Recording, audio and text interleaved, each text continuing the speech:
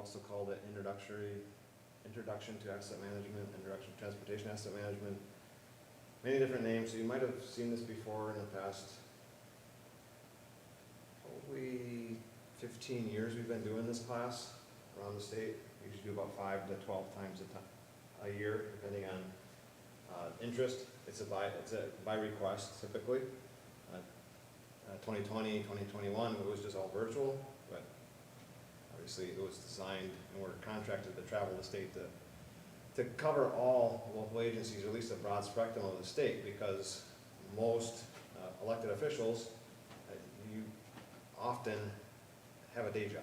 So it's difficult to schedule. So often we have them traditionally we had them in the evenings.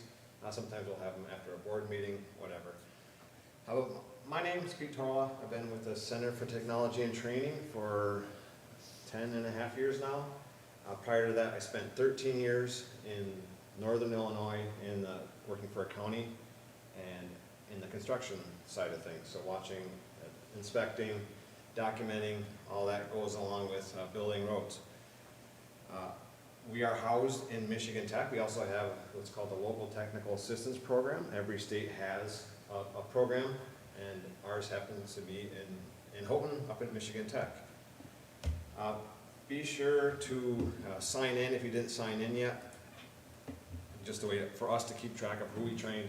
Not that we're tracking you, but we just for numbers, we know how many people we reach at different agencies, to kind of know when to maybe reach out and maybe touch other parts of the state we haven't touched in a while. So just to give you an overview of what I'm going to be covering, I'm going to go over asset management. Believe it or not, everybody does it. They just don't know, they just don't call it that. So I'll give you some examples and kind of show you where and why you do it. I'll cover basic steps of asset management. I'll cover, of course, while we're here, pavement basics, what makes them fail, how to protect them from failing soon. Then I'll get into some financial side, some just basic things that we should do when you're looking to spend money. So let's just go over the importance of asset management. So I'll promise I won't have too many charts. I am an engineer, so I do love to see charts and numbers and that kind of stuff, but I'm told that most people are bored by that. So this is one of a few charts I have, timeline on the bottom. So from 1990 to 2022. And we have a percentage scale increase as the vertical axis. So if we just look at all the roads in the U.S., we had roughly, let's say 10% increase from 1990 to 2022 on the amount of lane miles. So lane miles is the way that we categorize or inventory roads. So we have an idea of how many lanes are on that roadway. So if it's a 1 mile long stretch of highway, and it's 2 lanes wide, we call that 2 lane miles. So if it's 5 lanes wide, it's 5 lane miles. So this gives you an idea of volume. So we've added a bit of roads in that time period. But then we look at what's on the road, what's traveling on the road. We have a pretty big increase, up to about 42, 43% with 2020 a dip, but we're climbing back up again. So that's a lot more traffic driving on those roads, and we didn't add a whole lot of lanes to that network. But this is an entire state put together, entire nation put together. We look at just the forecast, so this is from the trucking industry. They're forecasting for 2034 from 2023 to have a 25.7% increase in the amount of volume of tonnage on the roadway. That computes to about 2.3% a year. Every year we're going to get 2.3% more. That's what they're estimating, more truck tonnage on the road. Tonnage is important. I'll cover later why that's important. So let's get down to Michigan specific. We have a lot of roads. We also have a lot of water. So 73% is transported on the roadways, 17% on rail, and 10% on water. Now states like Iowa, it's a lot less. They do have rivers, so they can transport their goods on rivers. But as far as the Great Lakes go, you have to be in the Great Lakes region, obviously, to be able to ship on the Great Lakes. So let's go a little bit into asset management, the definition, kind of the foundation in Michigan. So Michigan is actually fairly unique as far as asset management goes. It is actually a state law, part of Public Act 51 of 1951. It explains how roads are going to be funded in Michigan, how they're going to be managed. It has been updated many, many times. One of the bigger updates as far as asset management goes is 499 of 2002.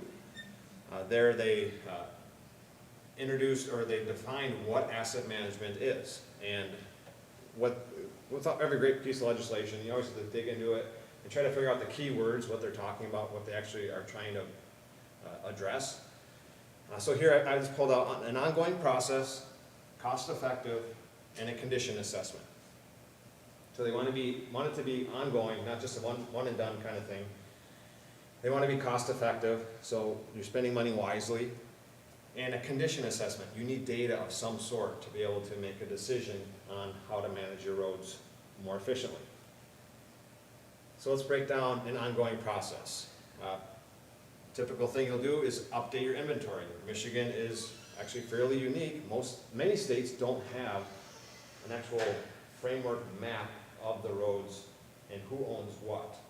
A lot of it is just, we've always plowed this road, so we're going to continue to plow it. That may not always mean that that's actually your road, because you might have a state road going through your village or your city or your county. Sometimes ownerships, maintenance agreements come into play, and ownership lines become a little bit fuzzy sometimes. Then you'll look at updating the condition, so give it a rating, give it a current rating. Then you go ahead and predict what the future condition is going to be. So then you're going to use that data to then plan projects. So you know where the condition is headed, so now we can start setting money aside to plan projects accordingly.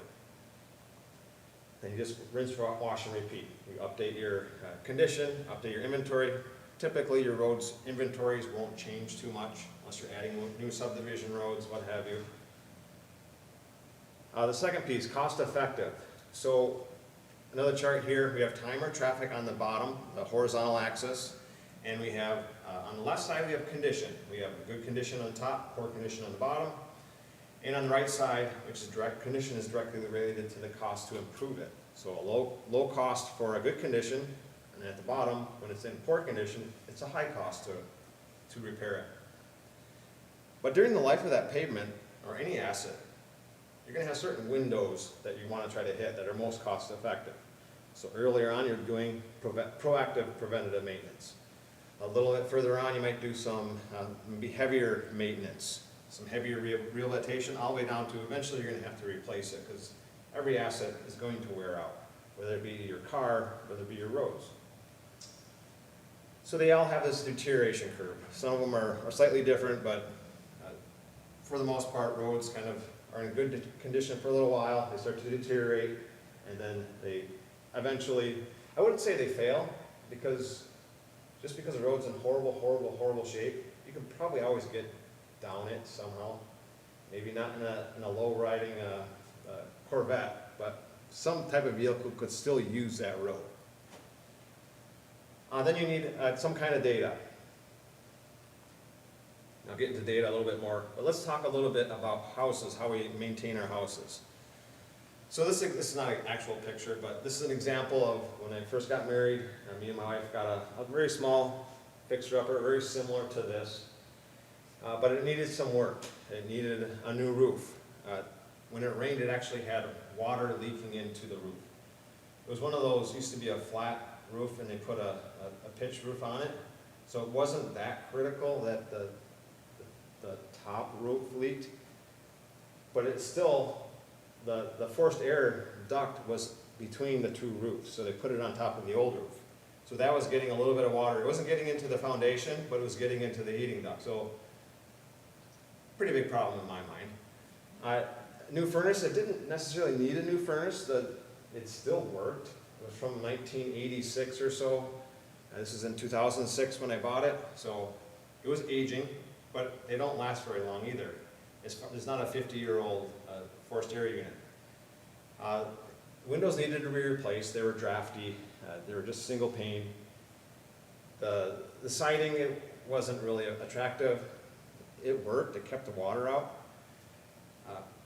but I wanted to build curb appeal to resell it. The carpeting, I thought it was fine, my wife hated it, so might have to go. Landscaping, again, it was still functional, but it just needed better curb appeal. So then we went and itemized how much each one of these things would cost. So leaky roof was pretty high dollar, about $10,000 to replace it. All the way down to the boring landscaping, the $3,000. And we had $10,000 we could save up every year, we figured. What would you recommend me and my wife fix in the first year? Roof. Anybody else? Anything else besides roof? Carpeting and landscaping. What's that? Landscaping and carpeting. Landscaping and carpeting. Why would you choose landscaping and carpeting first? Most bang for your buck. Okay, Yeah. okay. You're using data to make a decision. I like it. Why did you choose roof first? I mean, water in the house could create more problems. You have mold problems, and plaster problems, flooring issues. It could get worse more rapidly. Okay. Okay. So if I did replace the carpeting, the new carpeting could get wet and ruined, you're thinking? Yeah. Okay. All right, so let's say I fix the roof the first year. What do I replace the second year? Now we kick the water out. We got $10,000. Windows and carpeting. Windows and carpeting. Okay. Why do you choose windows? Because you'll save money, but you're freezing to death in the winter. Okay. And the carpeting, because you live there, you're gonna go crazy. Right. So with having new windows, I'm paying less for heating. I can maybe save more money to start knocking more things off the list, right? Anybody else have another opinion for the second year?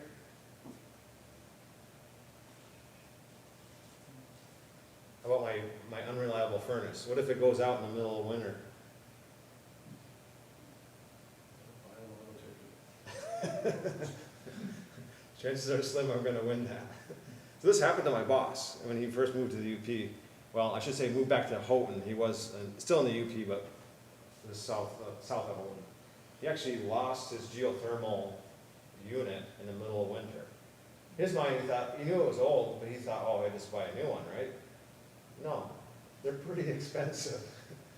So he had to burn wood for the rest of that winter just to stay warm in his wood stove, which I guess I don't have a problem because that's all I do is 100% wood. So for me, it's not a big deal.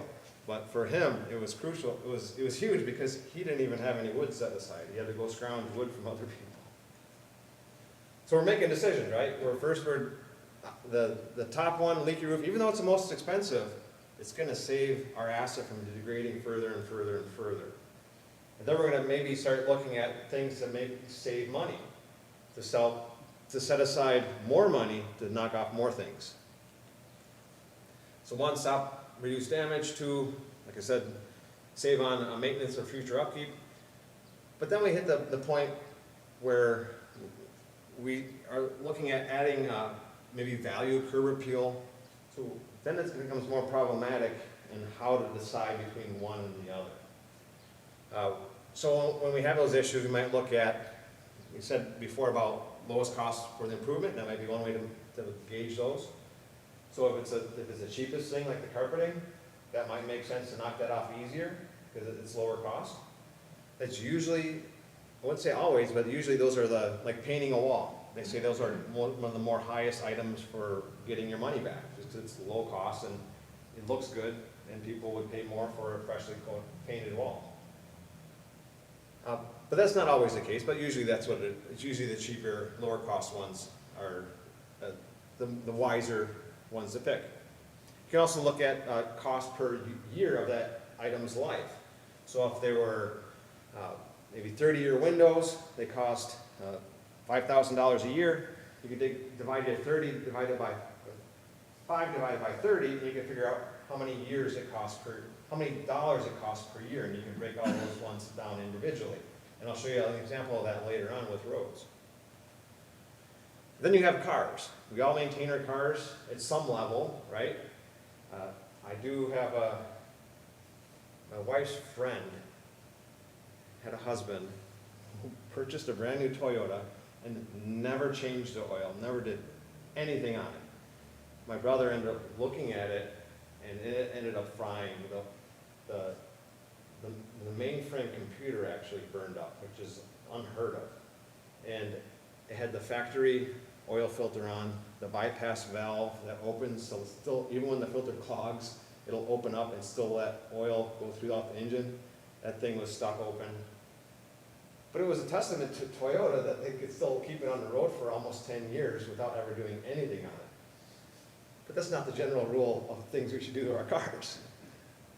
So, a new car, we're going to do the lower cost items. Replace oil, address any kind of wipers, small chips so they don't get dings and chips so they don't start to rust and get worse. How we get into our aging cars, we're going to do a little bit heavier items usually. We might do new tires, might have to overhaul the engine. Then you get to a really old car like this 1980 Chevette where you're just putting gas in, you're still changing the oil probably for sure, but you're really not doing a whole lot as far as looks. As long as it's driving, we'll keep it on the road, right? We're not going to put any kind of huge money. Now nowadays you probably will because you're probably a collector.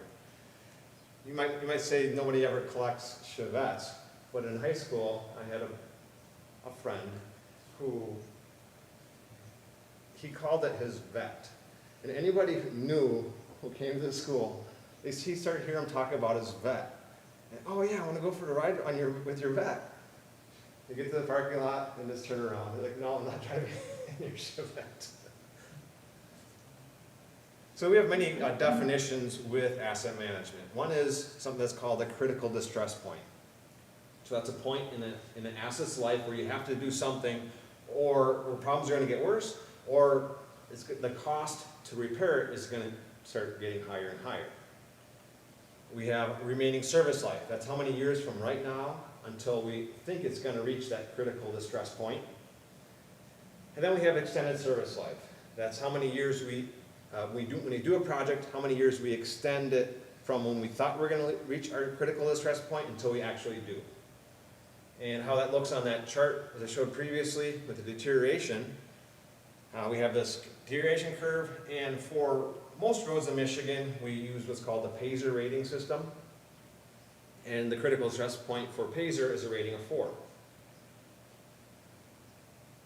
So if today is at year 5, and we think we're going to reach our critical distress point at year 12, that means we have 7 years of remaining service life from today until we think it's going to reach that critical distress point.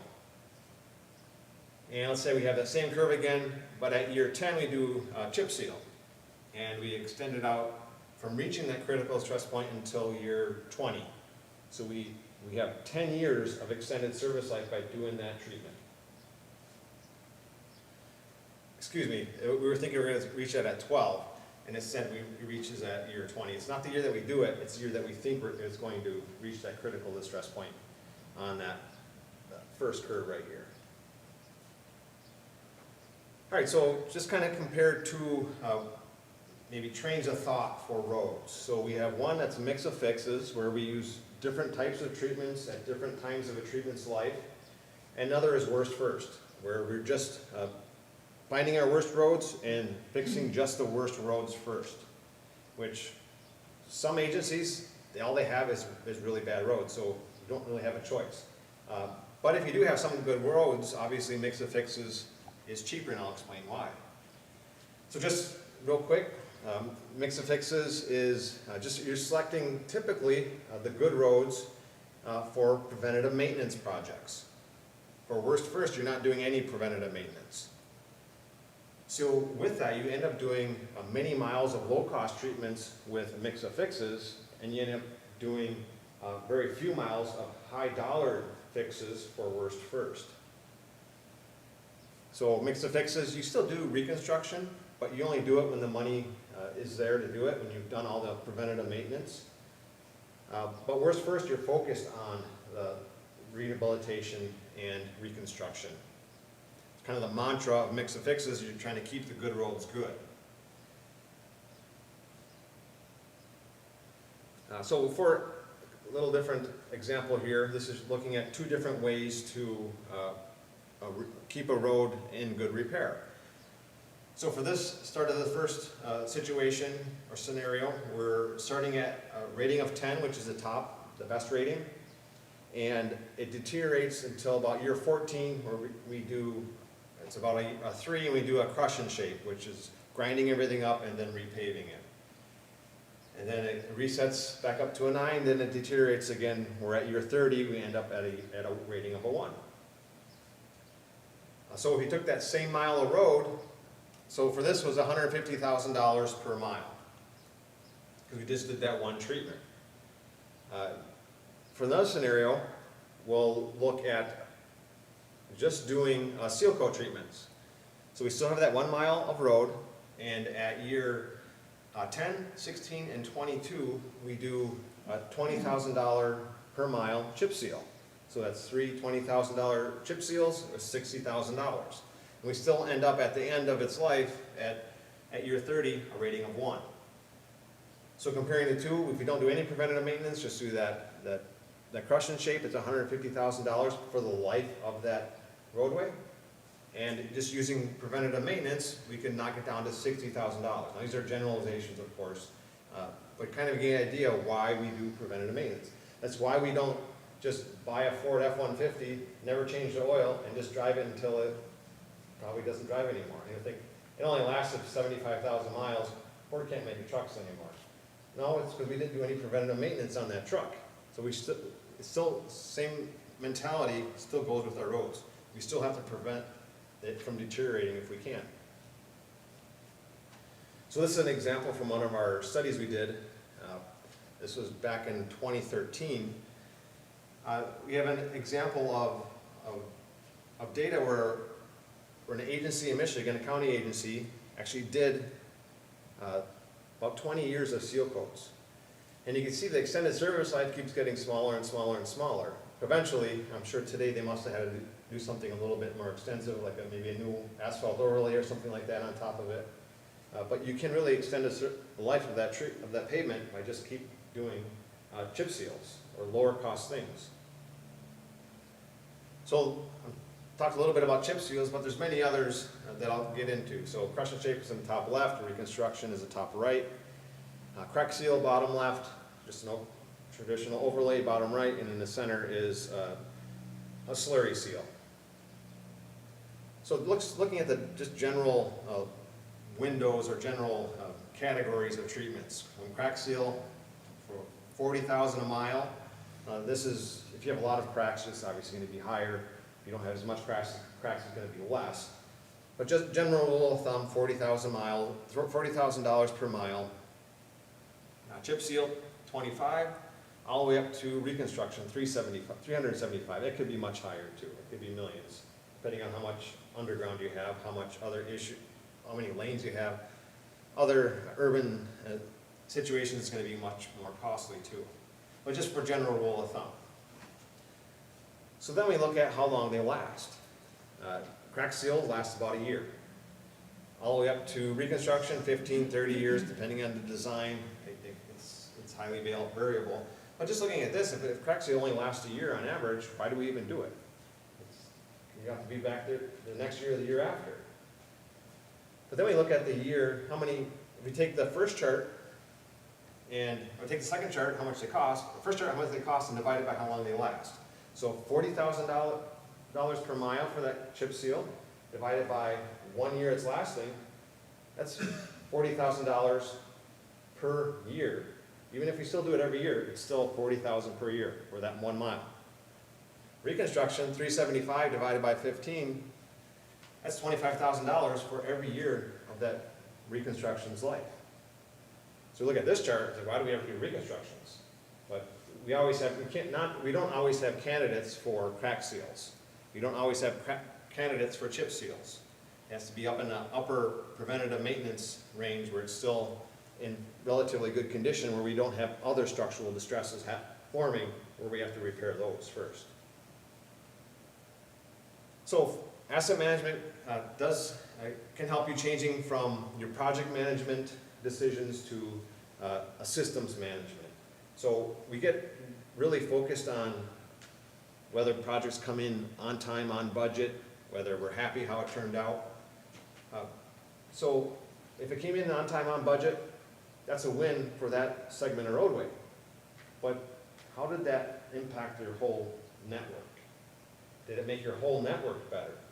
If you focused all your money on one stretch of roadway, all the rest of your roadways probably deteriorated during that time period.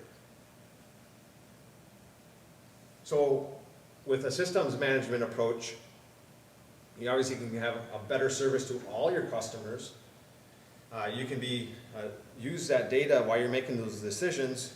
You can give credibility to that decision making. That's one of the things that asset management plans really help agencies with, where you can document why we make decisions and where we make them. And for cities in Michigan, there is flexibility in how you can move city majors to city minor funding if you have an asset management plan.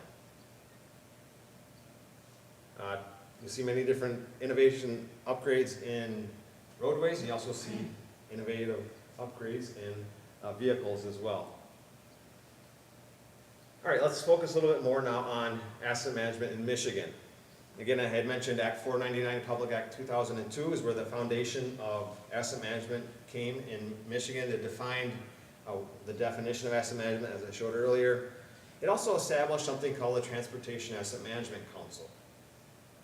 Every agency that's involved with roadways in Michigan has a member on the council, identified their roles and their responsibilities. So as I mentioned, this law has been updated many times over the years. Another big one on asset management was Public Act 325 in 2018. It actually split up how the Transportation Asset Management Council reports to legislature. Now they technically report to the Michigan Infrastructure Council, which was created, and the council then is supposed to report to the Transportation Commission. They promoted items on a pilot study they did a few years before. Now they're starting to focus a little bit more on culverts and signals. And any agency that has over 100 certified miles actually has to have an asset management plan. I believe 75% of them have submitted one by now. So the second round is coming where they have to resubmit it. So you have to resubmit it every 3 years if you have over 100 certified miles.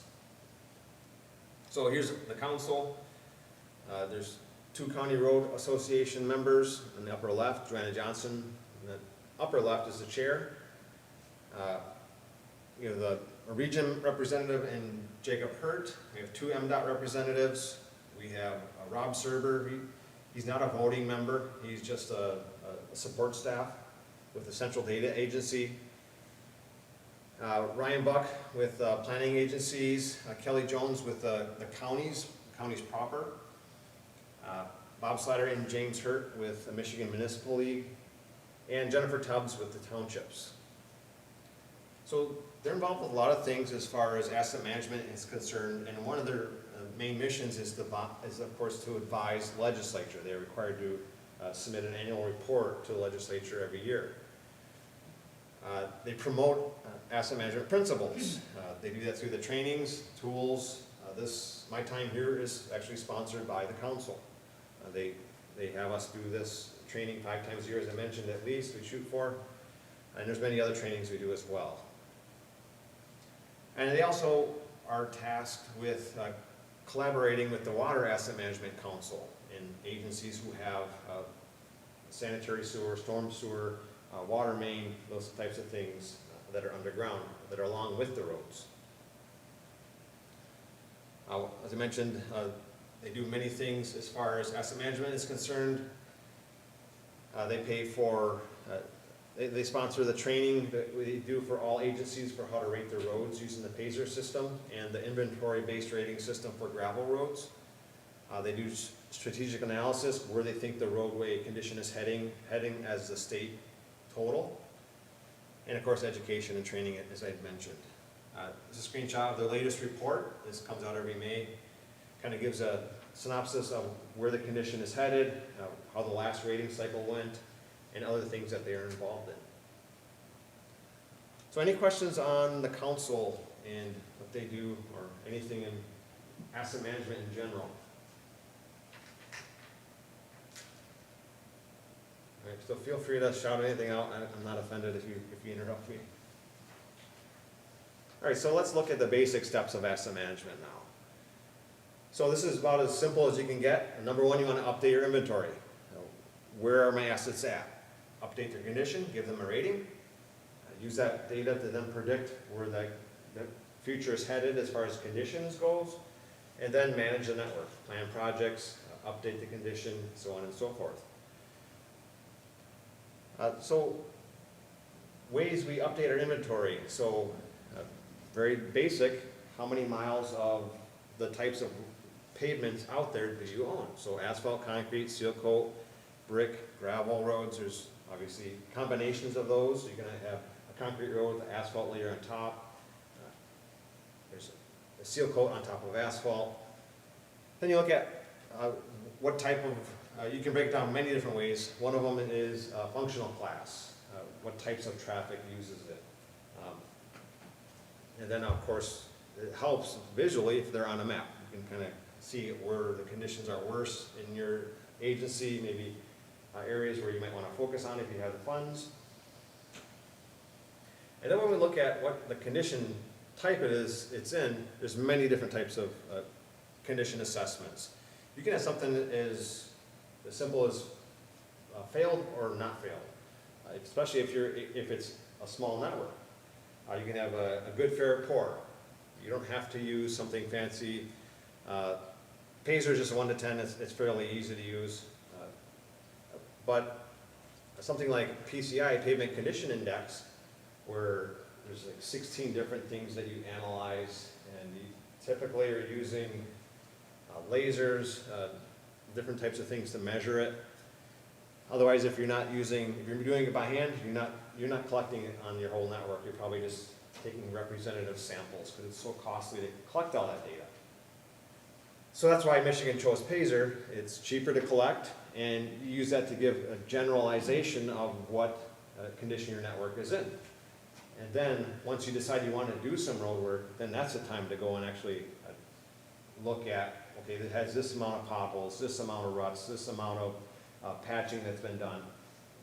Why measure it all ahead of time if you're not going to use that data to make a decision?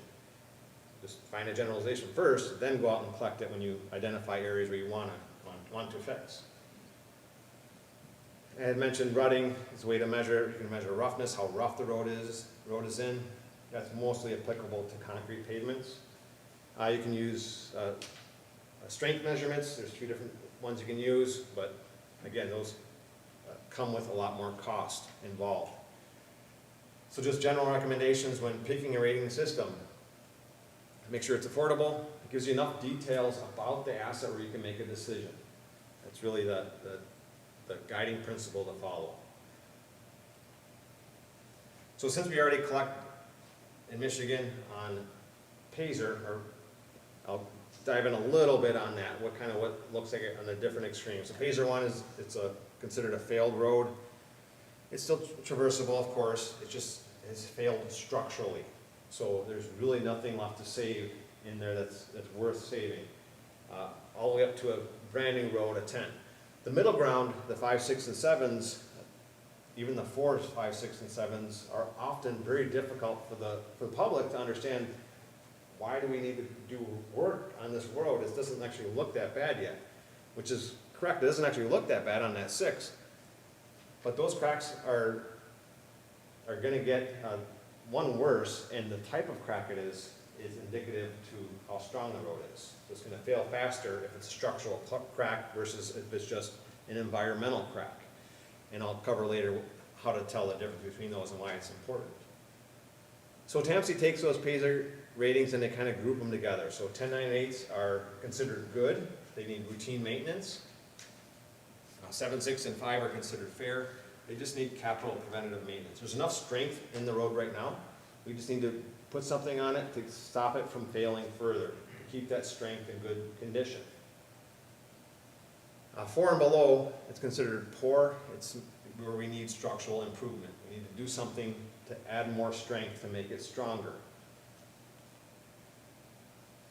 Just a picture of a 9, it's in pretty good shape. A picture of a 5, and still a decent shape, but it's actually has cracks that are on the edge that are going to start to form alligator cracking pretty quickly. And it starts to deteriorate into the lane. And here we have a 1 where it needs to be reconstructed at this point. I mentioned gravel roads. I do have a whole class on gravel roads that's along these veins, but it's more specific to gravel, of course. But for gravel, we just look at 3 things: the width, the drainage, and the structure, and we rate it good, fair, and poor. All right, so then we take that data we have collected, and then we use it to predict what the future condition of our network is going to be. You can use general rules of thumb to start off with. So let's say asphalts usually last, when they're new, about 14, 15 years. You can use that as a rule of thumb. 5 years after rehabilitation or 2 years after overlay, you typically need a crack seal. Overlays usually last 6 years, but the problem with all these, they're not calibrated to the condition of your roads. So you have to then start compiling data on actually how long overlays actually last on the existing underground conditions we have on our roads. Because many different parts of the state, you might have a soil that really holds water. So when you have that, it can really deteriorate a lot quicker compared to an area of the state where you have a lot of sand and it drains really well. So water is the enemy in roads. Like just about everything in our houses and our cars, get water in, we're going to have issues. So this is from RoadSoft, a piece of software that we offer for free to all local agencies in Michigan. And there's different deterioration models that's incorporated into it. And you can use that to predict the future condition as well. Then you need to manage it. Putting everything together, managing your network, is kind of the last piece of the puzzle. So just in general for management basics, number 1, just set goals or maybe performance measures, either personally or maybe amongst the decision makers, on where you want the roads to be headed. It doesn't have to be policy necessarily, just generally where we want to focus our money. If you want to take the next step and actually set policy, that would then set in stone how we make decisions and where we do our projects. And really the pinnacle is creating an asset management plan. We really were wanting to have asset management plans. They were pushed in Michigan, but it was a little bit, it'd be nice to have the first 2 things done first and then get to the asset management plan, because it really is a big leap to go all the way to an asset management plan if you haven't really set goals and thought about it ahead of time, because the goals need to be in the asset management plan. So I'll talk about all these individually: the service cycle, the asset management system like RoadSoft, historical distribution, and the NCPP Network Health, which is the National Center for Pavement Preservation, which is out of Lansing. All right, so when my oldest was young, let's say, I think he was in probably 2nd grade. He was in chess club at school. And he decided to challenge me to a game of chess. And I thought I was pretty good at chess. Haven't played it in many years. So I'll just whip him real quick. I'll show how good I am. He started moving, started taking pieces. As I started taking more of his pieces, then all of a sudden he says, "Checkmate." I looked down and sure enough, he had me in checkmate. I understood really well on how to move the pieces, how to take pieces. But he understood really well on how to win the game. And I then understood really well I didn't like chess anymore. So then we look at historical distribution. It's one way to figure out whether we're winning on the whole network, whether we're winning at the game of chess. So if we took all our ratings, we rated all our roads in 2015, we get a general condition chart, how many miles are in each bucket, each rating point. Then we do the same exact thing in 2020. And we get this big shift of roads that are going into the poor condition category. This is what TAMC does for their historical distribution. They measure where the condition has been, and then we can get a picture of if we don't put more money into the equation, it's probably going to continue down this path. So it's It's one way to measure where the condition is headed. But it's reactive, it's not proactive. So we are using past data to kind of guess where it's headed. A second way we can use is called a service cycle. So you need a few different types of information: how big your network is, how much work you do on the network, how long it takes to touch your entire network, and then how long a road typically lasts. So for example, if you have a 500 lane mile network, say you do 10 lane miles of work each year, so 500 divided by 10, that means it's going to take us 50 years to touch our entire network as we touch every single roadway. Problem with that, asphalt typically lasts 15 years. So with this example, we know right away on the back of a napkin, we need more money, or we need to do a different type of project that lasts longer, or that's cheaper, or we can cover more miles. So that brings us to the National Center for Pavement Preservation, NCPP method. So they kind of take the same amount of data, but they break it down by the types of treatment that you use. So you program your activities, your reconstruction, your chip seals, what have you. So with this model, you need to, well, for one, if you have a 500 lane mile network, every year the network loses 500 lane mile years. So they use this thing called lane mile years to figure out how many years you have to purchase back to cover the amount that you lose every year. You need to then figure out how much it costs to fix each of these different types. You figure out what the extended service life is for each of those treatments, how long they're supposed to extend that life of that pavement from reaching that critical distress point. And then you figure out the number of lane miles that you're going to fix for each one of those treatment types. And you're left with a lane mile years per fix.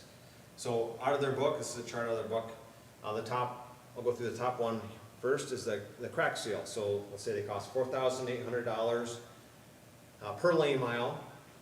The extended service life is 1 year, and they fix 6 lane miles in this example, in this 1 year. So they're able to purchase back 6 lane mile years, so 6 times 1. And they go through the numbers for all the different treatment types. And the total cost is, of course, $4,800 times the 6 miles that they do. All the way down to reconstruction, $530,000 per mile times 4 miles is 2.1 million, and 15 miles of extended service life times the 4 miles that they do, they buy back 60 lane miles. So you add up all the lane mile years that they buy back, and they're able to get back 204 lane mile years. Their total network is 625 lane miles. So they did buy back enough to cover how much lane mile years they lost in this example.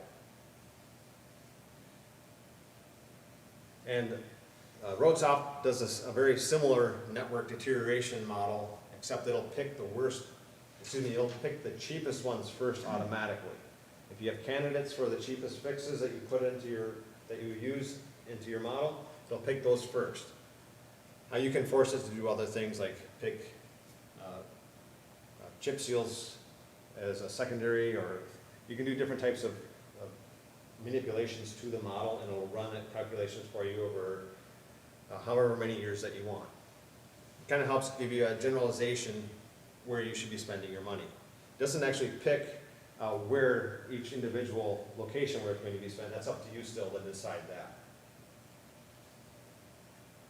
So then you can use all these different strategies to kind of figure out what or how to tell your story. So if we don't do anything, you're going to keep losing 1 lane mile for every year of your network. You can figure out, okay, what if we do our current strategy? What if it's a worst first? What does it look like? What if we incorporate some basic mix of fixes? What if we add more money, a 2 mil increase? So you look at different types of things that might be able to change how your network deteriorates. Any questions so far? What did you say about RoadSoft? Roads available, or did you say? There's a booklet there was a booklet. It's at roadsoft.org is where you can look up information on it. And if your agency doesn't have access to it, we can get access to you, for you. As I said, it was free. Yep. Yeah, we need it. Yeah, sure. Yeah, no problem. Or the free part. All right, so pavement basics. So number one thing that destroys pavement is actually water. You know what the number two thing is? Water. Number three? Water.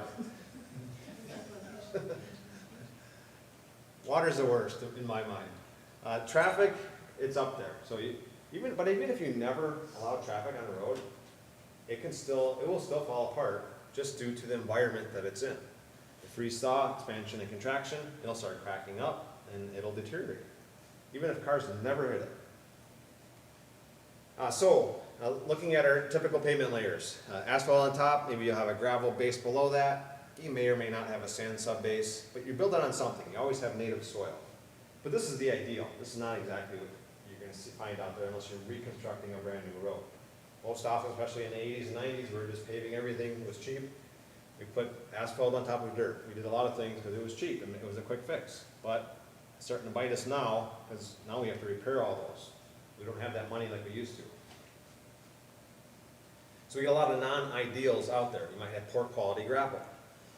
You might have pit run gravel, which is gravel that's dug straight out of the ground and not crushed and manufactured to give angular faces, which are important. You might have issues with your native soil. You might have a layer of silt or muck down there. You might have a shallow water table. All those are fighting against you and having a strong road. So when you get the really typical first sign of distress, we just have a crack. Most people think, oh, no big deal, it's just a crack. But what if you have a crack in your roof? That's a huge deal, right? You get water in, it's going to start deteriorating your foundation, your house is not going to last very long. The same thing happens to our roads. You get water in. For one, it expands in the wintertime, so that heaves the road up. And then when it thaws out, it just doesn't automatically settle back down. It's still a bump for a little while. And what happens when your car gets a bump? Doesn't feel good, right? Especially if it's a bad bump.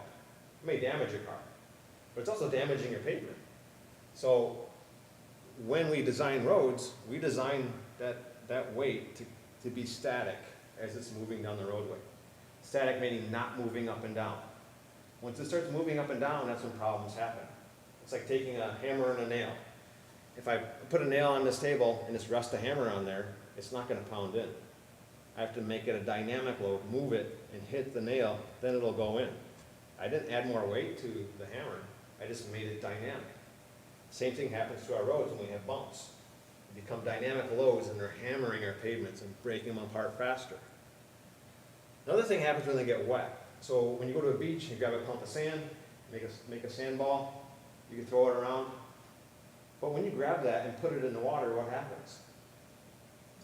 It just dissolves to nothing. It's losing all its internal friction. All those particles can't push on each other anymore, and they just fall apart. There's no strength left. The same thing happens to our roads when they get saturated, especially in the springtime. They can't hold any load at all. So all the load is being carried by the asphalt layer or the concrete layer. That's why we have reduced load restrictions. Because now that asphalt's going to break off, because it's not designed to carry the whole load. It's designed for the gravel below to help carry some of the load as well. So it breaks off, we get more cracks, we get more water, it just gets worse and worse and faster. So this picture has a crack seal on the far lane, but they didn't put crack seal on this near lane. If we see our secondary cracks, the cracks that happen next to it, and tertiary, they start happening even farther past that. So you might think, why didn't they just crack seal that whole road and not have those additional cracks form? Because now it's a patch. Now it's a lot more costly to fix this. This area of the country, jurisdictional boundaries are down the center line of the road. One agency does, one agency doesn't. I do have a few videos. This one is kind of just showing. The impact of water entering the supporting base layers of an asphalt roof is demonstrated in this test made by the United States Forest Service. Each time the truck travels this section, the asphalt deflects. The deflection caused by a truck traveling on a dry road is small and is difficult to observe. But because the supporting base of this road has been weakened by water, the deflection from the passing truck is large and highly visible. The asphalt surface fatigues from the deflection, just like the asphalt section in the laboratory test. Cracks form and the road begins to break up. After only 81 passes, the asphalt road is severely damaged. So it only took 81 passes for that road to fall apart. Now, granted, it's super saturated, you can see the water sitting in the base. But this is South Dakota road, South Dakota loads. This is not Michigan loads. Michigan loads are a lot higher than South Dakota, legally on the road.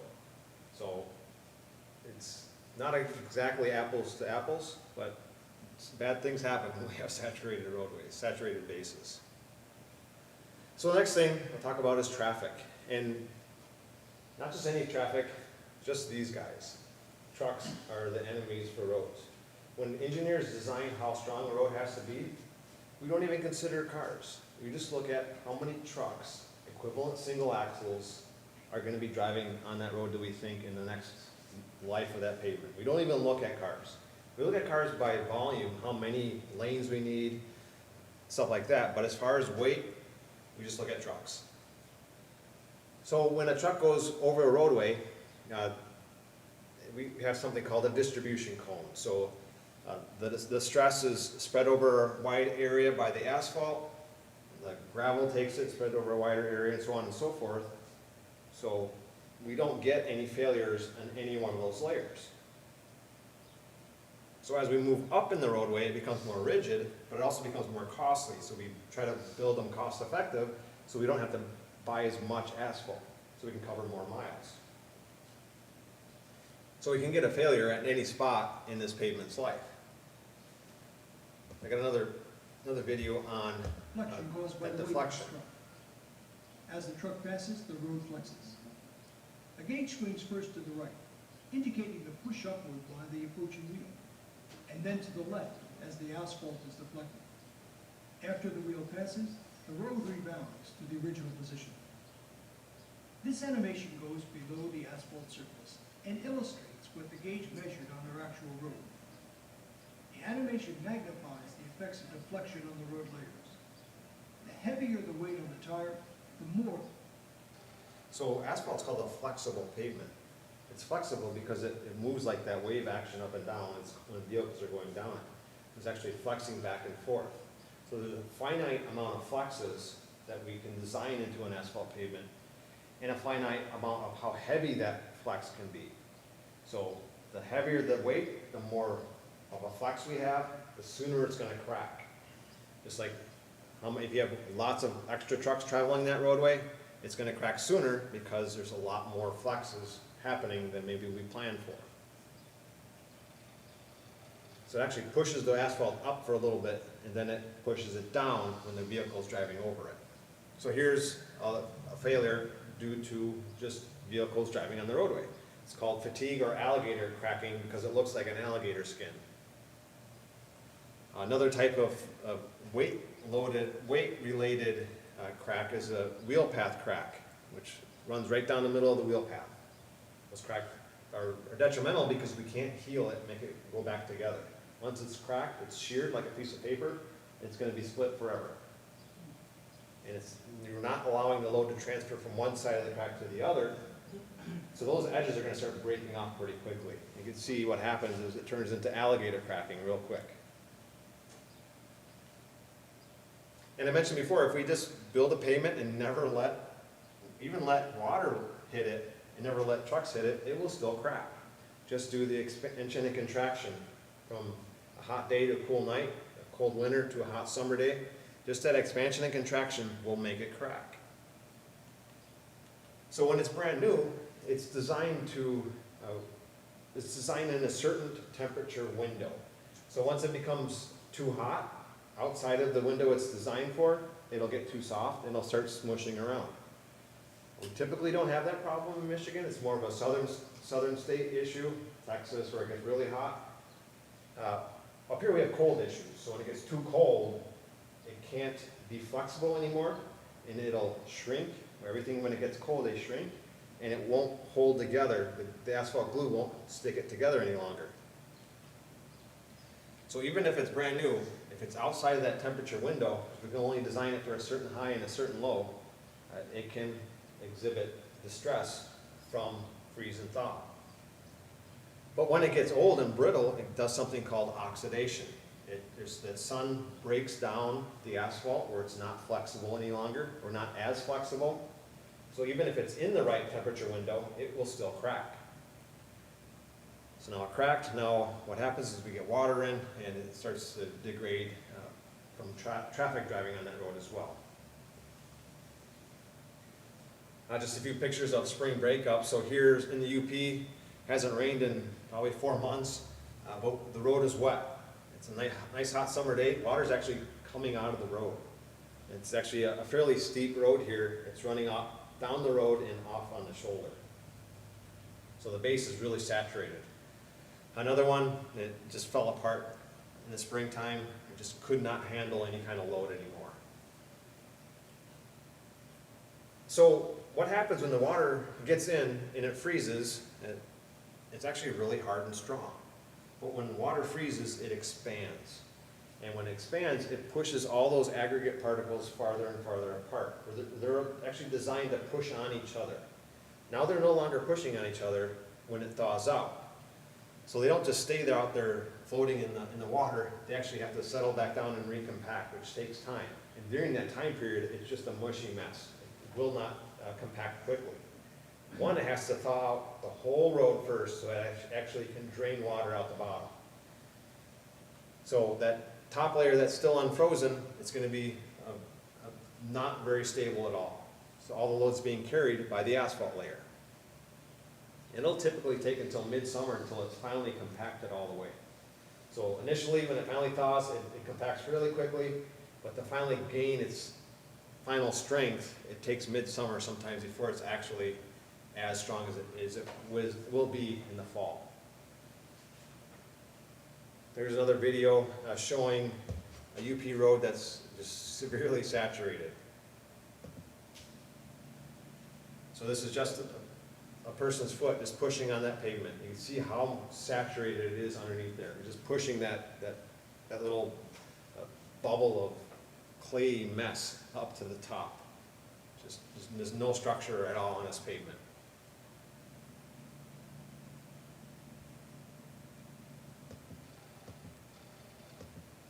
So a lot of the research that's being done on how strong roads are in the springtime, how long it takes to recover, is a lot of it's being done in Minnesota, and that's where I grabbed some of this stuff.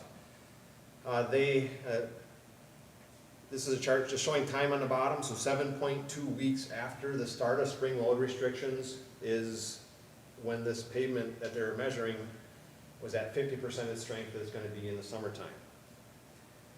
But Minnesota has a law that they can only have 8 weeks of load restrictions. So when they take off the load restrictions at 8 weeks, this road was at 81% is as strong as it's going to be. So it still wasn't as strong as it's going to be in the summertime, even with waiting 8 weeks after they started. So in summary, number one, of course, is water. They destroy pavement. Traffic is up there, and environment as well.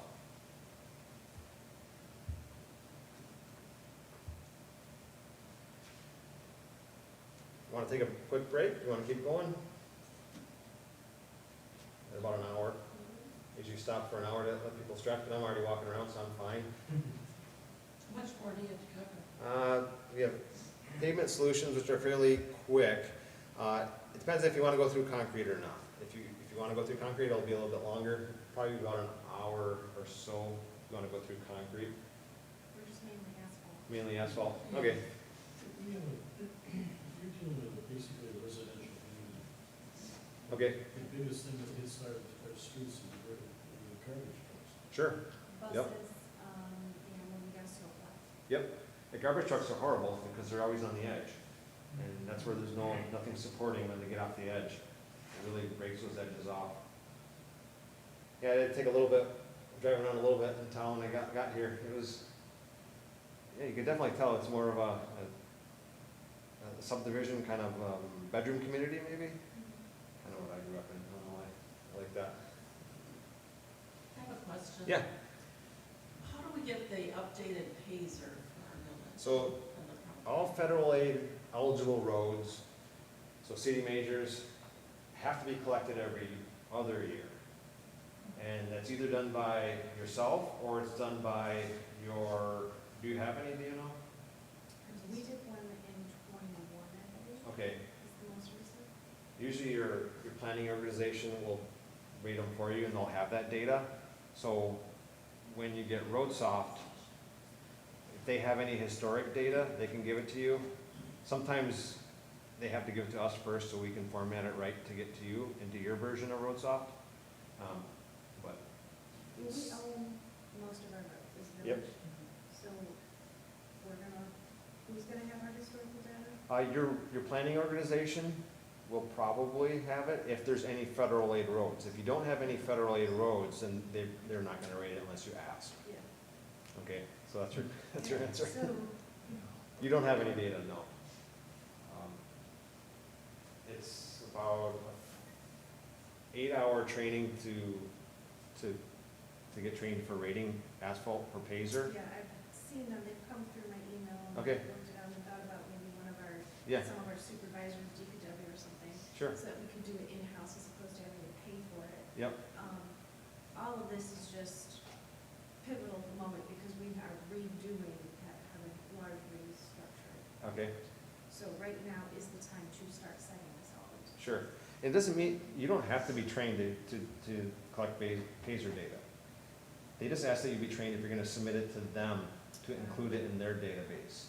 So it's your data, you can collect it, get trained on however you want to do it. So there is a system already set up for rating, and to get trained to be rated, we still have one in June, I think one in July. So both of them are virtual.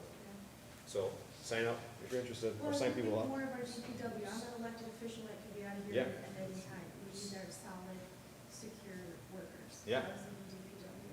Yeah, for sure. I have one more question. Yeah. Sorry, I have to leave early. so Oh, no I just problem. wanna- Are there any new products? I mean, we've been putting the same thing on roads for years. What's new? I agree. There's different ways in timing, I guess, on when people are doing it. A lot of people are moving more towards what I refer to as proactive preventative maintenance. It's doing it way before tradition. Like they usually, like some of the general rules, 4 to 6 years after an overlay, you want to put a chip seal down. There's studies out of Minnesota, which Kalamazoo County is doing, Berry County has been doing it for 20 years, which under the radar, proactive preventative maintenance. So a year after they do a overlay, they put a chip seal down. So the very next year. So public, it's a hard sell initially. You really have to explain why you're doing that. And why you do that is to stop that early environmental damage, that early sun damage, UV damage, from preventing that oil from drying out. Minnesota did a study and they figured if you can do it within a year, you can, even if you do it 4 or 5 years, you're still getting benefit, but you get the most benefit the earlier you do it. Because that UV damage actually penetrates up to 2 inches into the asphalt. We traditionally think, oh, it's only the first 1/4 inch. But no, it goes a lot deeper than we thought. So that's one of the big things from stopping cracking is doing those chip seals, doing something, a fog seal, something to stop that UV damage. So you have a sacrificial layer that's saving your asphalt. If you got enough strength, that's the best thing to do. That's kind of another thing that's kind of new is combination treatments. So putting a chip seal down and then put an asphalt on top of it, which is kind of counterintuitive than what we normally thought.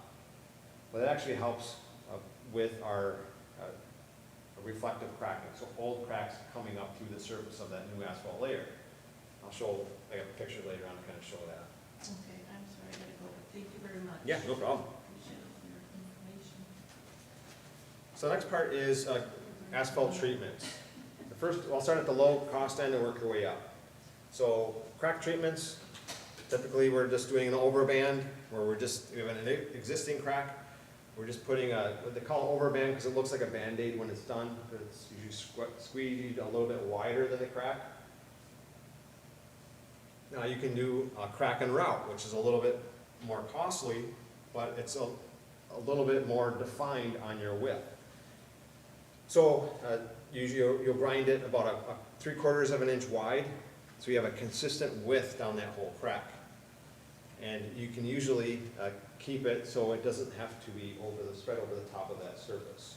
So why that's important is when you put an overlay on top of this, if it's still fairly new, that crack seal, it has a potential to expand when it gets hot from the asphalt layer. And you're gonna be left with bumps on your asphalt on every single crack. If you do a crack and route and maybe delay it a little bit, maybe do it a year before, it has a chance to oxidize that rubberized asphalt or crack sealant, and it will have less potential to expand when it gets that hot asphalt applied on top of it. Crack treatments generally last 1 to 2 years. You may redo them every 4 years. It's highly subjective, obviously, but general rule, 1 to 2 years is fairly common. It's only used on cracks under 3/4 of an inch. But you need to have enough width there over a 1/4 inch to actually get material in.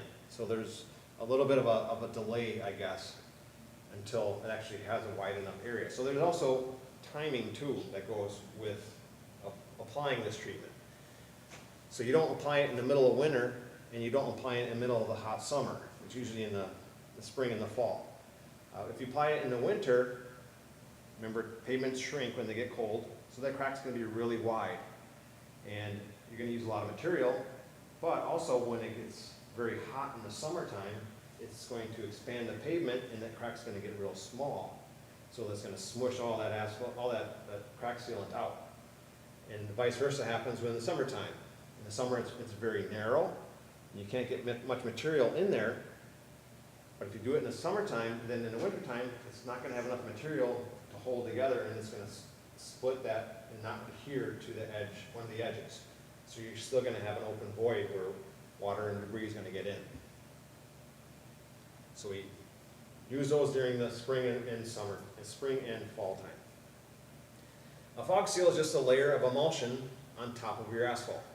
So emulsion is just a mixture of water and the oil, and usually about a 50-50 mix, and it's sprayed on the asphalt, and when the water evaporates, it leaves the oil on top. So it helps, it's almost like painting your house. It's very low cost, and it really is designed just to fill hairline cracks.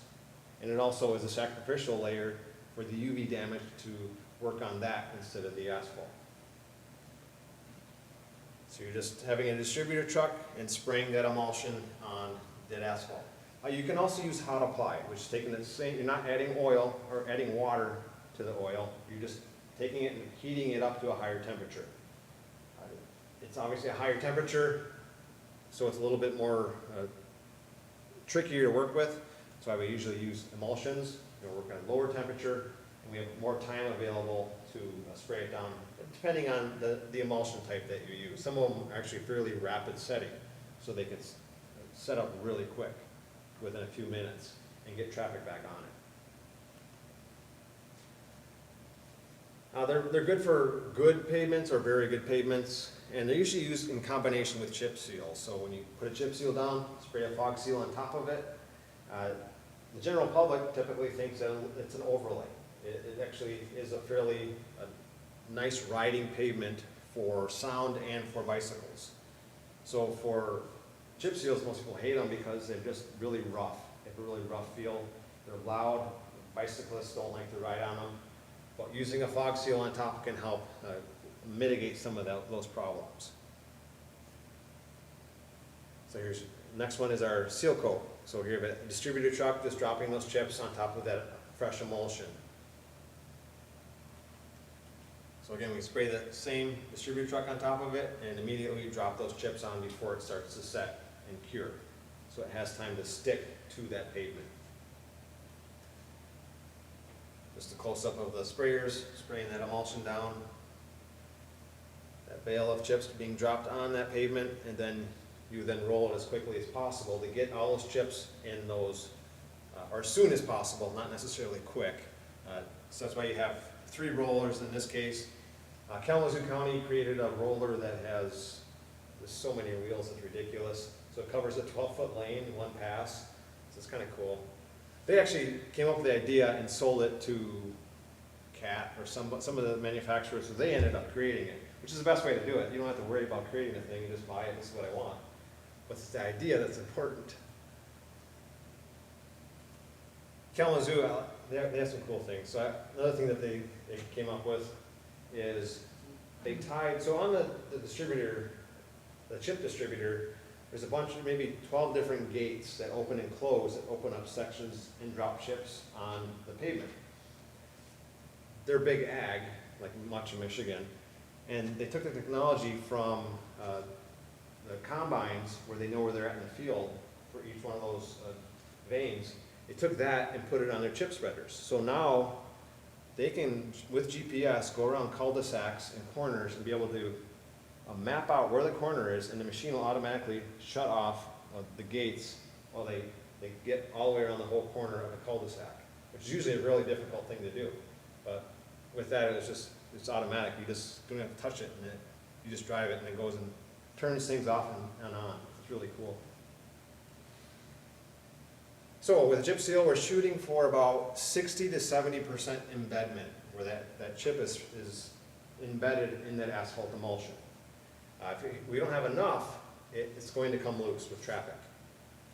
So we can use a fog seal to compensate for that, and also just have a smooth surface on top when we're done.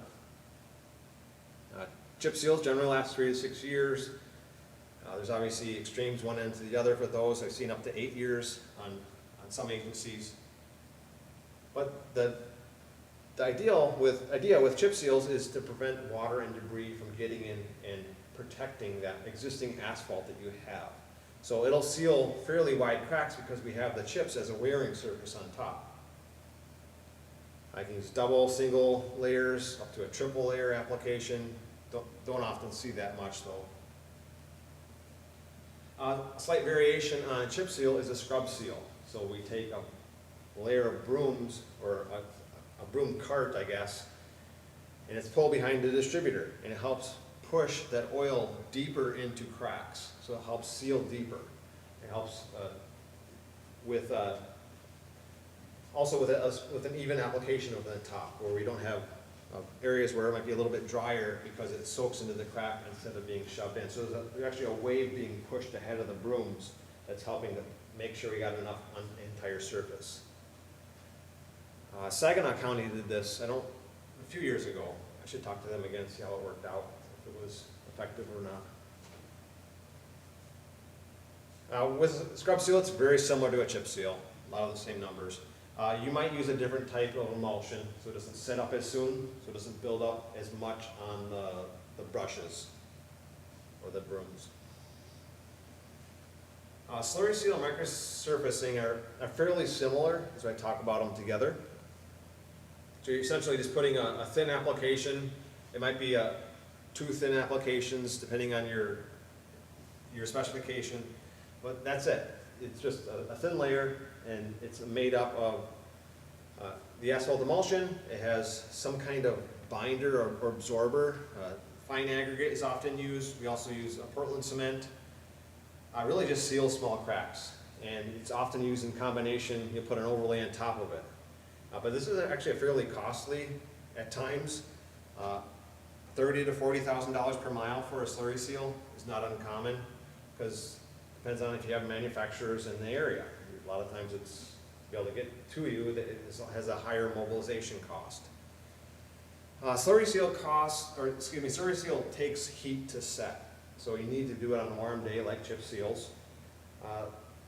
But the thing about slurry seal, if you have a road that has a lot of ruts on it and you put a slurry seal down, it's going to have a lot of ruts when you're done. It's going to maintain that same surface. Microsurfacing won't. It actually will stabilize and not move with the ruts. So agencies will sometimes just fill the ruts first, it'll set up, and then they put it over the entire surface. These don't take heat to set. It's a chemical process. They use a polymer modified asphalt binder as opposed to just a straight asphalt emulsion. But most of the other things are the same for a slurry seal. Now, these can be up to $50,000 a mile. I've seen them as low as 30, but I imagine that's not necessarily the case nowadays, probably up higher now. So asphalt overlay is the next item that we're doing. If it's a low, if it's less than 1.5 inches, it's not considered a structural overlay. So it's kind of falling in the capital preventative maintenance treatment category. But if it's more than that, it can fall into the rehabilitation or your adding strength category. So it kind of can serve as a dual purpose type of treatment. Most people know what they look like. You just put a new layer of asphalt on top of that pavement. You can use, if you have curb and gutter, which I see you have quite a bit, you can use a milling machine to help lower that, of course. Instead of ripping all the asphalt out, maybe you'll take out just the top layer. Seen some agencies just mill a little bit along the curb and just overlay the whole thing, and that way they can tie into the curb a little bit. You end up building your crown up or your slope up, it becomes steeper and steeper, so there is a limit to how many times you can do that. Because you don't want your roads too steep, especially when you start meeting other intersections. Overlays, it's highly subjective, like everything. 5 to 10 years is a rule of thumb. You can last 35 years. Really depends on your traffic and the environment that you have and what you have underneath your roadway. But this is the time you can correct any kind of surface imperfections. So maybe you might have area where you want to make the curve a little bit steeper. You can start doing things like that. You will also increase your surface friction with an asphalt overlay. If you have areas that have a lot of chip seal that has been done, so chip seal helps prevent water from getting in, but if you get too heavy with the application, meaning you cover too much of the lane, it can be slippery when it gets wet. So there is a limit to crack sealing, of course. So doing an overlay would be a way to correct that, or a chip seal. So with our old asphalt pavements, we have a lot of existing cracks in that asphalt pavement. So those, when you overlay them, that pavement's going to expand and contract. And the focus of that expansion and contraction is going to be right over that crack of that old pavement. So even if that asphalt is new and you're in the right temperature window for expansion and contraction, it's not designed to have all that stress focused right over the crack. So it's going to crack right over where that crack used to be. So there's a couple different ways we can mitigate that. You can use what's called a SAMI, or stress absorbing membrane interlayer, or you put that down first and then you put your overlay on top of that. So the idea is that when it expands and contracts, it spreads that stress over a wider area so it doesn't crack the asphalt so soon. There's many different types of these. One of them is fiberglass and emulsion that's sprayed down, and all the fiberglass particles help distribute that load. Another is fiberglass mat. You might have strip, where it just covers just over the crack itself, which I don't recommend in my experience.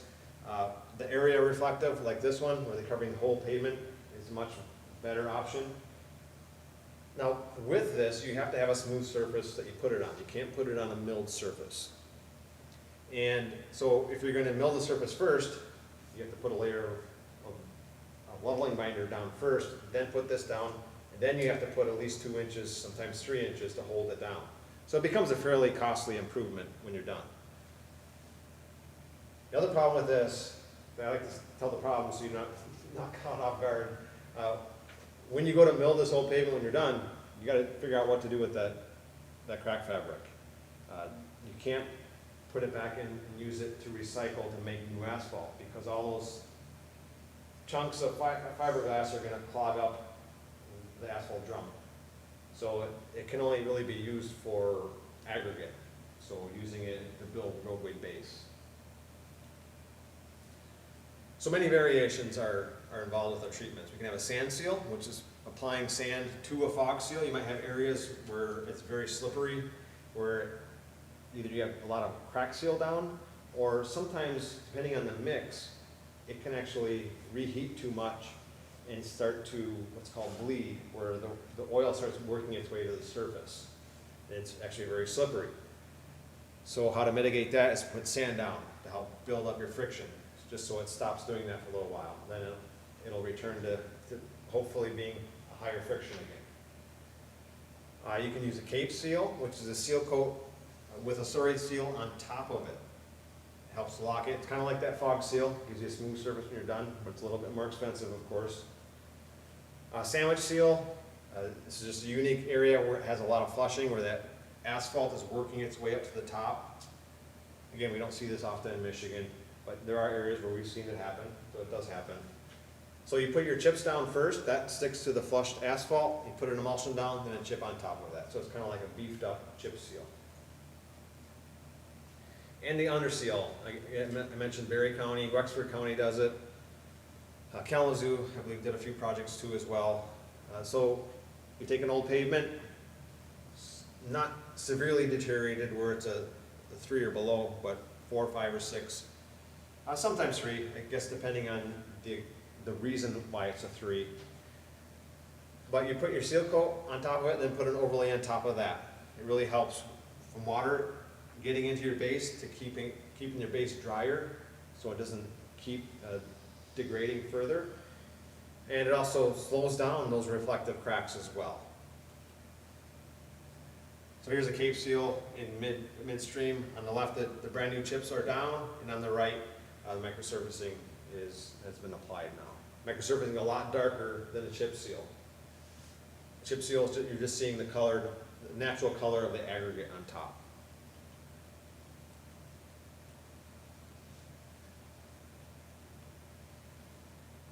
Cape seals, 5 to 7 years is the best numbers I could figure on how long they last. There's not many people doing them.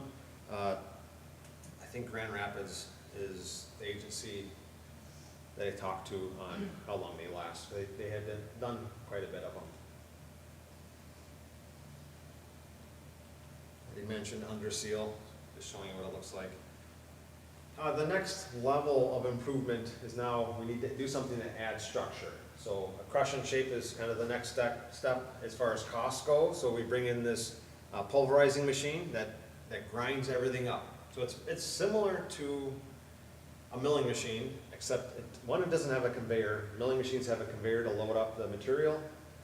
And the other big difference is how it's cooled. So they have these big drum of teeth that just grind everything up underneath there. The milling machine, you have to have water that's injected into the drum to cool things down, to keep the dust down. Pulverizers, they don't. They use the base that's existing in the gravel itself and that's underneath the pavement. That's actually what cools it down and keeps the dust down. So they go below, they typically will grind up well below the asphalt layer and grind everything up all together. And just leave it in place often. If you have curb and gutter, you might have to take some of that off. So ways to compensate for that. Unless you don't mind overlaying your gutter pan, then don't have to take off material. It kind of shows what it looks like.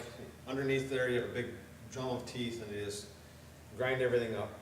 And then, of course, you're going to put an overlay on top of that if you want a hard surface when you're done. 8 to 13 years is typical. $250,000 per mile. Just to grind it up. 40, something like that. It's really, the big cost is in the asphalt.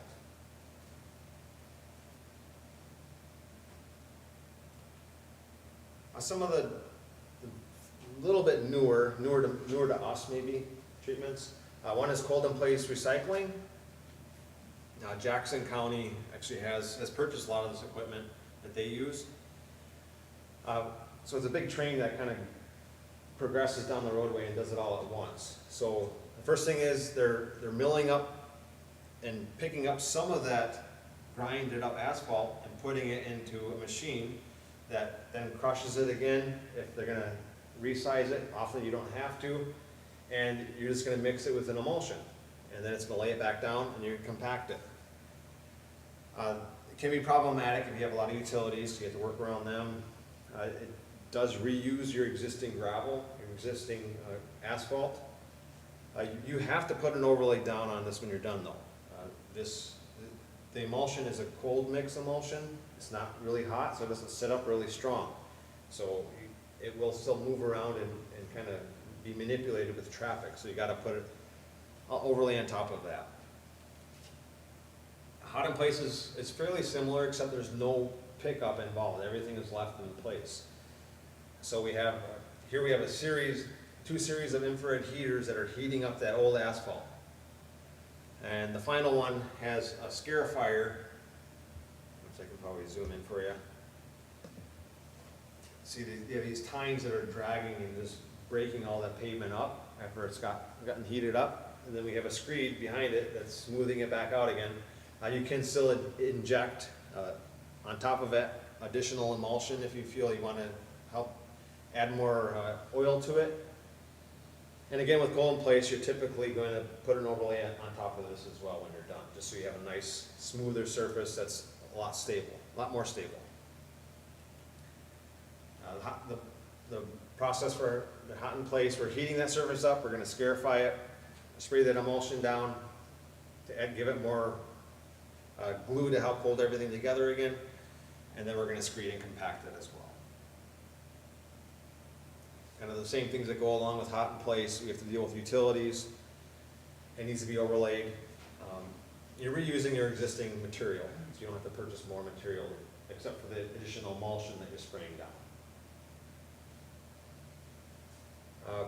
One on the extreme end, Kent County around Grand Rapids, have done a few of these. So white topping is just taking an old asphalt pavement and you're putting maybe a 4 to 6 inch layer of concrete on top of that. It's a slightly different design. You need a lot of joints on this one, so you end up with these 4-foot panels everywhere. They do add a bit of strength. It's kind of like hard armoring to it. Not a lot of strength, but just a little bit. But they're fairly expensive. So they're really geared for heavier traveled truck routes, primary roads, majors, those kind of things. And the last thing, we're always going to have a time where we're going to have to reconstruct the road. Maybe this is a good time to update your utilities underneath it. Address any kind of issues with your existing soil. Maybe you want to widen the road. Maybe you want to take a hill out. This is the time to do it. They generally last the longest, 9 to 15 years, can be up to 30, really depends on your design. And of course, it's the more costly because of those additional things that you have to address with the utilities, curb and gutter, what have you. Some of the unique ones I found in my digging, this one's out of Germany. They put a chip seal right down on a fresh asphalt. So this is a brand new asphalt. This is actually the finished roller for the asphalt. They have these little hoppers on the back of the rollers that they don't drive a distributor down, they just use a roller to distribute the chips down. Thought that's really unique. I've never seen it that early in an asphalt's life. So what sticks the chips to the asphalt is just a sticky asphalt. They don't even spray emulsion down on that asphalt pavement. We also have spray pavers. So this bar right here actually sprays an emulsion. You can see there's emulsion that's been applied here, but there's none here yet. So nothing picks it up. It's sprayed right before the asphalt hits the ground. So that's one of the problems with emulsions is they're picked up a lot with the traffic that drives on them. And you have to have a very clean surface as well. So this is one way to get around that. There's also dual lift pavers. This was in Europe, Pennsylvania, I believe, did this as well. So there's actually 2 hoppers and there's 2 screeds. So they're paving 2 layers of asphalt at one time. So it's kind of weird. I don't know if I've ever would see it around. It's more for highway, I-75, US 23, something like that. So it's more of a higher traffic where you're not getting that need for having a more high performance asphalt, because there's a lot more cost to bring this guy in compared to just our standard paver. All right, any questions on our treatments for asphalt? All right, let's get a little bit into financial basics. I just touched a bit on it, and that's the last section before concrete. So with So how roads are funded in Michigan? The biggest thing is it's the Michigan Transportation Fund. This formula, there's a House Fiscal Agency in your workbook, if you grab that. You give a good analysis breakdown on how roads are funded. They update it every few years. I try to keep the most current in there. Not a lot changes, but there are some nuances between one. There are a lot changes in the law, but there's not a lot changes in their analysis. And it's usually one of these blocks or two will move around a little bit. We also have federal funds, so if the road is federal aid eligible, it's eligible for the federal portion of the gas tax that we give to Washington, they send back to us, and usually most of it comes back to us, but not all of it. With that though, you have to have federal aid eligible roads, so it doesn't sound like you have much of those, so. We get a little bit of Act 51. Okay, That one. yep, so that would be from the Michigan Transportation Fund, that would be where that's funded, where that fund comes from. We also have local millages, so either townships, cities, villages, counties can all have local millages that will contribute to just our roads in our jurisdiction. Township general funds is a source, sometimes private developers, you might have an ordinance that says if a store above a certain amount wants to come in to town, they have to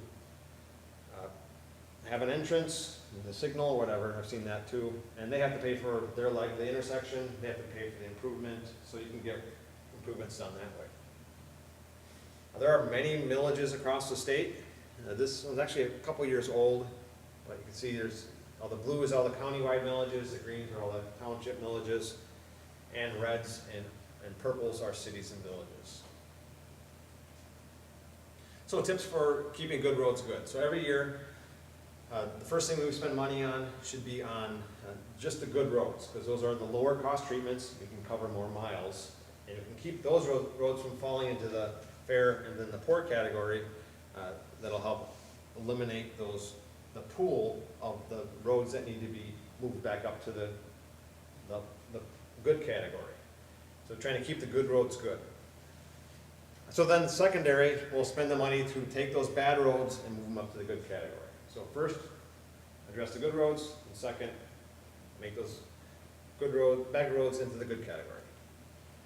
So I put together an example for managing roads for, I guess, roughly what it costs to manage roads. This is from a county agency, so it may not be directly applicable to you, of course. But this is starting from a good road. They said during the life of the road, they'll typically do a crack seal 4 times during that life.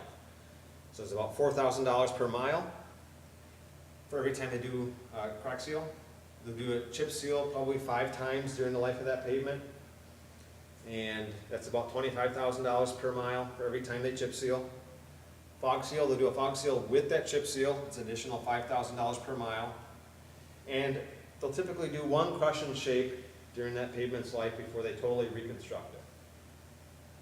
So that's about $225,000 per mile. You take those and put them all together, it's about $10,000 per mile for every year of that pavement's life for this agency. The same thing for gravel roads and it was about half. It was about $5,000 per mile. So when you're looking for ways to spend money, just go back to the fundamentals. Number 1, get the water off of the road. We can get enough crown and get the water off the road, off to the shoulders. That's number 1 thing we want to do. We don't want flat roads. Second thing we want to do is get the water away. So not just distance width, but also height. Having at least 2-foot deep ditches is really important. That way it keeps that water from resaturated underneath that roadway. So having storm sewer, of course, is great. It helps carry that water away quickly. Then we add gravel or strength to the road. So if you have paved roads, you're looking at adding additional gravel through reconstruction, but of course you can also add additional strength by additional overlays too. And for gravel roads, then we're looking to stabilize it. So stabilizing either through dust control or stabilizing it through chip seal or asphalt pavement. So it's just easy to see the problems with this by using a gravel road. It's a flat road, and we just have water just sitting on the pavement. There's no water getting off of it. Everything's getting really saturated, and the gravel's just shoving around all kinds of ruts from every single car that drives down it. This stretch of road has enough, it's not flat, we have enough crown where we're getting water off the roadway, but it's just sitting in the shoulder. And it's resaturating a bit, but it's not going anywhere. We have to get that water away from the road now. We gotta dig ditches. Of course, we add gravel for strength, and then we stabilize it, either through dust control or through a chip seal or an asphalt overlay.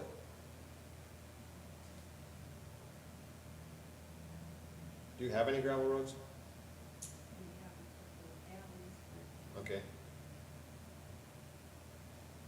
So when to pave them? Now, there's many different theories of thought on this. Some agencies have a hard rule, when you hit 50 cars per day, we need to pave it. I've seen some high as 500 cars per day, which is a lot. Obviously, it's not in Michigan, this is actually in South Dakota, where 500 was their rule. Of course, don't pave it until you actually can afford to pave it, but also when you can afford the maintenance costs. Because remember I showed you before, it's about $10,000 per year to maintain and keep that road in good condition, versus a gravel road, it's usually half that or less. Sometimes we don't do a whole lot on gravel roads, and it's even less than that. That's for $5,000 per mile for having a good road and keeping that good gravel road good. But of course, we're limited on funding, where we can spend money, how much money we have. I found this from Wyoming. They looked at when to pave a gravel road. Now, this is from a rural county situation, so there's higher speeds involved. But they use something called the crash reduction factor. So a crash reduction factor is something that traffic engineers use to gauge and how effective a treatment or an improvement is in reducing the amount of crashes on a roadway. So a high crash reduction factor means it's a good improvement. We reduce crashes. But this study, they just looked at changing the surface of a gravel road from gravel to asphalt. That's all they addressed. So when it was less than 400 cars per day, they actually had a reduction in the crash reduction factor, meaning they had an increase in crashes. People were driving faster. They didn't change curves. They didn't change the width. They didn't add shoulders. They didn't change sight distance. So people felt safer.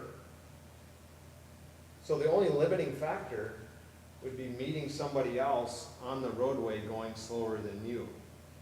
So when you meet somebody else going on the road slower than you, you can pass them. But when there's high traffic, you can't always pass them. So if you don't have a very high travel roadway, there's a good chance you're going to have higher crashes if you don't address other things to reduce the crashes. So it seems counterintuitive, but it actually makes sense when you break it down. So some project selection ideas. You can look at how much traffic's on the roadway, your ADT, average daily traffic. You can look at what's called I call the tree growth model. You address your trunk line main roads first. You go off in your branches, your next higher travel roads, till you finally get to the end branches, which would be the last maybe dead end road, maybe smaller subdivisions. So start on the main lines and work your way down to the lesser traveled roads. This is a cost-benefit value, so it can get very complicated if you want. This is from roadresource.org, which I grabbed this formula from. It just takes your traffic, AADT, they divide it by a constraining factor so the traffic doesn't influence your cost-benefit value as much. You multiply that by your ESL, your extended service life, how much life you're going to get out of that treatment. You divide that by how much that treatment costs times the current rating. So you do that for all your segments that you want to look at and analyze. You can do that for different types of treatments on those different segments. And the highest cost-benefit value is the most bang for your buck. And they actually have a way to input your own data into there so you can analyze it for your specific situation. Of course, you can always create your own scoring system too. So just summarizing the basics. Number one we want to do with asset management is protect our investments. So we spend a lot of money on our roadways, but just building a road and forgetting about it is maybe not a good way to protect it, just like changing the oil in our car. We wanna keep changing that oil, we just wanna keep adding and addressing water getting in and stopping it from getting into our pavements. Get that water away. When you do build a new road, build it on a firm foundation. Address any subgrade issues or underlying issues when you go to build it, because that's the only time you're gonna be able to address it unless you dig it up again. I use quality materials. I get into that more in my gravel class on quality materials and what that means. And compact it well. You only get one chance to compact those underlying areas. Other than that, it's just gonna be left to traffic to compact it, and it's gonna keep settling until it finally compacts all the way. And then you build your roads for how many traffic you're expecting, how much volume, how much load is gonna be on that road, and then only then is when we're gonna pave that roadway. And keeping good records is important. You don't know if you made a good decision 10 years later if you didn't document what you did. So RoadSoft is a good way to keep that data stored in one spot. So there's many resources. Obviously, it sounds like you're interested in RoadSoft. It's free. You can definitely take advantage. I'd recommend it. It really helps communicate to your public why you make decisions you do and where you make them.